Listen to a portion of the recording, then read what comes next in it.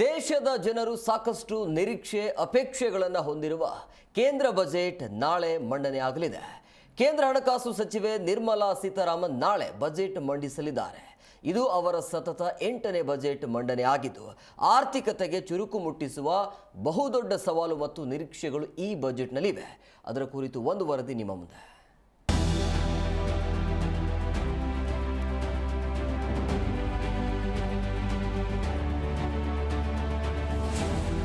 ನಾಳೆ ಕೇಂದ್ರ ಹಣಕಾಸು ಸಚಿವೆ ನಿರ್ಮಲಾ ಸೀತಾರಾಮನ್ ಅವರು ಬಜೆಟ್ ಮಂಡಿಸಲಿದ್ದಾರೆ. ಇದು ಅವರ ಸತತ 8ನೇ ಬಜೆಟ್ ಮಂಡನೆ ಆಗಿದ್ದು, ಮಂದಗೊಳ್ಳುವಂತೆ ತೋರುತ್ತಿರುವ ಆರ್ಥಿಕತೆಗೆ ಚುರುಕು ಮುಟ್ಟಿಸುವ ಬಹುದೊಡ್ಡ ಸವಾಲು ಮತ್ತು ನಿರೀಕ್ಷೆಗಳು ಈ ಬಜೆಟ್ ಅಲ್ಲಿವೆ. ಮಧ್ಯಮ ವರ್ಗದವರ ಮೇಲಿರುವ ಅಪಾರ ತೆರಿಗೆ ಹೊರೆಯ ಭಾರ ಇಳಿಸುವ ಅಪೇಕ್ಷೆಯೂ ಇದೆ. ವಿವಿಧ ಉದ್ಯಮಗಳು ಹೆಚ್ಚಿನ ಉತ್ತೇಜನಕ್ಕಾಗಿ ಕಾಯುತ್ತಿವೆ. ಮೂಲ ಸೌಕರ್ಯಗಳ ಮೇಲೆ ಹೆಚ್ಚಿನ ಗಮನ ಹರಿಸಬೇಕೆಂಬ ಒತ್ತಡವೂ ಇದೆ. ಇಷ್ಟೆಲ್ಲ ನಿರೀಕ್ಷೆ, ಅಪೇಕ್ಷೆ, ಒತ್ತಡಗಳ ನಡುವೆ ನಿರ್ಮಲಾ ಸೀತಾರಾಮನ್ ತಮ್ಮ ಬಜೆಟ್ನಲ್ಲಿ ಯಾವುದಕ್ಕೆ ಹೆಚ್ಚು ಗಮನ ಕೊಡಬಹುದು ಎನ್ನುವ ಕುತೂಹಲ ಅಂತೂ ಇದೆ. ನಾಳೆ ಬೆಳಗ್ಗೆ 11 ಗಂಟೆಗೆ ಕೇಂದ್ರ ಸಚಿವೆ ನಿರ್ಮಲಾ ಸೀತಾರಾಮನ್ ಅವರಿಂದ ಸಂಸತ್ನಲ್ಲಿ ಬಜೆಟ್ ಮಂಡನೆ ಆರಂಭವಾಗುತ್ತೆ. 2024ರ ಬಜೆಟ್ನಲ್ಲಿ ಅವರ ಭಾಷಣ ಸುದೀರ್ಘದಾಗಿತ್ತು. ಈ ಬಾರಿಯದ್ದು ಅವರಿಗೆ 8ನೇ ಬಜೆಟ್ ಆಗಿದೆ. ಇದರಲ್ಲಿ 2 ಮಧ್ಯಂತರ ಬಜೆಟ್ ಕೂಡ ಸೇರಿವೆ. ಬಜೆಟ್ಗೆ 1 ದಿನ ಮೊದಲು ಸಂಸತ್ನಲ್ಲಿ ಬಜೆಟ್ ಅಧಿವೇಶನ ಆರಂಭವಾಗುತ್ತೆ.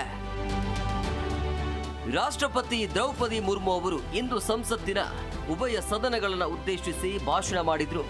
ಅಲ್ಲಿಂದ ಬಜೆಟ್ ಅಧಿವೇಶನಕ್ಕೆ ಚಾಲನೆ ಸಿಗುತ್ತದೆ. ಬಜೆಟ್ನ ಮುಂಚೆ ಆರ್ಥಿಕ ಸಮೀಕ್ಷೆಯನ್ನ ಪ್ರಸ್ತುತಪಡಿಸಲಾಗುತ್ತೆ.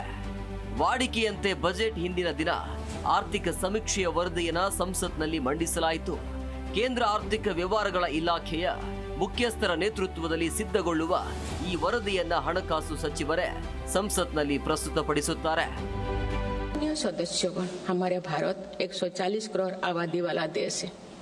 हमारे यहाँ भिन्न भिन्न राज्य, भिन्न भिन्न क्षेत्र, भिन्न भिन्न भाषाएं हैं, परंतु एक राष्ट्र के रूप में हमारी एक ही पहचान है, वो है भारत. ಇನ್ನು ಕೇಂದ್ರ ಬಜೆಟ್ನಲ್ಲಿ ಕರ್ನಾಟಕದ ನಿರೀಕ್ಷೆಗಳು ಏನೇನು ಎಂಬುದನ್ನು ನೋಡೋಣ.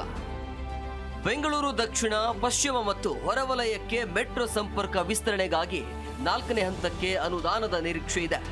ಹಿಂದೆ 12 ಕೈಗಾರಿಕಾ ಸ್ಮಾರ್ಟ್ ಸಿಟಿ ಯೋಜನೆ ಘೋಷಿಸಿ ಕರ್ನಾಟಕಕ್ಕೆ ಒಂದನ್ನು ಕೊಟ್ಟಿರಲಿಲ್ಲ. ಈ ಬಾರಿ ಸ್ಮಾರ್ಟ್ ಸಿಟಿ ಸಿಗುವ ನಿರೀಕ್ಷೆ ಇದೆ. ರಾಜ್ಯದಲ್ಲಿ ಸೆಮಿಕಂಡಕ್ಟರ್ ಹೂಡಿಕೆಗೆ ಬೇಕಾಗುವ ಎಲ್ಲ ಸೌಲಭ್ಯವಿರೋದ್ರಿಂದ ಯೋಜನೆ ಬರಬಹುದೆಂಬ ನಿರೀಕ್ಷೆ ಕನ್ನಡಿಗರಿಗಿದೆ. ಹಣದುಬ್ಬರ, ಬೆಲೆ ಏರಿಕೆ, ನಿರುದ್ಯೋಗ, ವಿಪರೀತ ತೆರಿಗೆಗಳಿಂದ ಕಂಗೆಟ್ಟಿರುವ ಜನರಿಗೆ ತುಸು ಸುಧಾರಣಾ ಕ್ರಮಗಳ ಆಶಾಭಾವ ಹೊಂದಿದ್ದೇವೆ. ಈ ಹಿಂದೆ ಬಿಹಾರಕ್ಕೆ 26,000 ಕೋಟಿ, ಆಂಧ್ರಕ್ಕೆ 15,000 ಕೋಟಿ ರೂಪಾಯಿ ಅನುದಾನ ನೀಡಿ ಬೇರೆ ರಾಜ್ಯದ ಕಡೆಗಣನೆ ತಪ್ಪು ಸರಿಯಾಗಲಿದೆಯಾ ಅಂತ ಕಾದು ನೋಡಬೇಕಿದೆ. ರಾಜ್ಯದ ಮುಖ್ಯ ನಗರಗಳಲ್ಲಿ ಹೊಸ ಬಸ್ ಟರ್ಮಿನಲ್ಗಳನ್ನು ಅಭಿವೃದ್ಧಿಪಡಿಸಲು ಯೋಜನೆ ಘೋಷಿಸುವ ಸಾಧ್ಯತೆ ಇದೆ. ರಾಜ್ಯದ ವಿವಿಧ ಜಿಲ್ಲೆಗಳಲ್ಲಿ ಇರುವ ರೈತರಿಗೆ ಬೆಂಬಲ ನೀಡಲು ಹೊಸ ಕೋಲ್ಡ್ ಸ್ಟೋರೇಜ್ ಸ್ಥಾಪನೆ ಮಾಡುವ ನಿರೀಕ್ಷೆ ಇದೆ. ಕೃಷಿ ಚಟುವಟಿಕೆಗಳಿಗೆ ಹೊಸ ಕೆರೆಗಳ ಪುನರ್ ವ್ಯವಸ್ಥೆಗೊಳಿಸುವ ಮತ್ತು ಸುಧಾರಣೆಗೊಳಿಸುವ ಯೋಜನೆ ಜಾರಿಗೆ ಬರಲಿದೆ. ಬೆಂಗಳೂರಿನಿಂದ ಮೈಸೂರಿಗೆ ಹೈಸ್ಪೀಡ್ ರೈಲು ಯೋಜನೆಗೆ ಹೊಸ ಹೂಡಿಕೆಗಳು ನಿರೀಕ್ಷೆ ಇದೆ. ಗ್ರಾಮೀಣ ಪ್ರದೇಶಗಳಲ್ಲಿ ಪ್ರಾಥಮಿಕ ಆರೋಗ್ಯ ಕೇಂದ್ರಗಳನ್ನು ವಿಸ್ತರಿಸಲು ಯೋಜನೆ ಜಾರಿಗೆ ಬರುವ ಸಾಧ್ಯತೆ ಇದೆ. ಯುವಕರಿಗೆ ನೌಕರಿ ಕಲ್ಪಿಸುವ ಹೊಸ ತರಬೇತಿ ಮತ್ತು ಕೌಶಲ್ಯ ಕೇಂದ್ರಗಳು ಸ್ಥಾಪನೆ ನಿರೀಕ್ಷೆ ಇದೆ.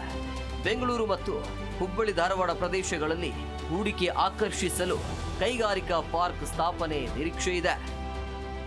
ಒಟ್ನಲ್ಲಿ ಮೋದಿ ಸರ್ಕಾರದಲ್ಲಿ ವಿತ್ತ ಸಚಿವೆಯಾಗಿ ಸತತ 8ನೇ ಬಾರಿಗೆ ಕೇಂದ್ರ ಬಜೆಟ್ ಮಂಡಿಸುತ್ತಿರುವ ನಿರ್ಮಲಾ ಸೀತಾರಾಮನ್ ಅವರ ಬಜೆಟ್ ಮೇಲೆ ಜನಸಾಮಾನ್ಯರಿಗೆ ಬೆಟ್ಟದಷ್ಟು ನಿರೀಕ್ಷೆ ಇದೆ.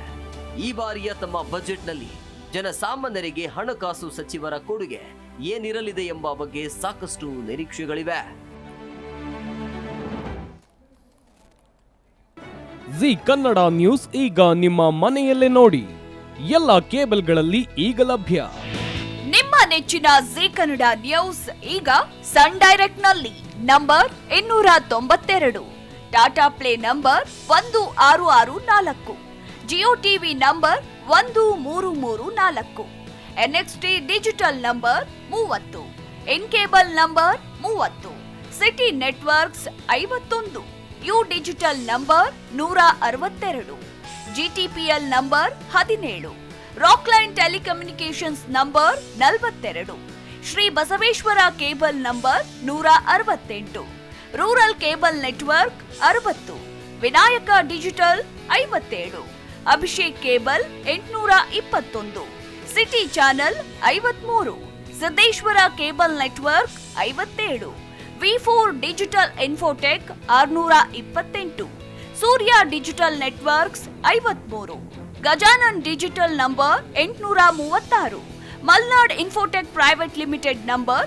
56, Metrocast number 830, Victory Digital number 167ರಲ್ಲಿ ನೋಡಿ ಆನಂದಿಸಿ.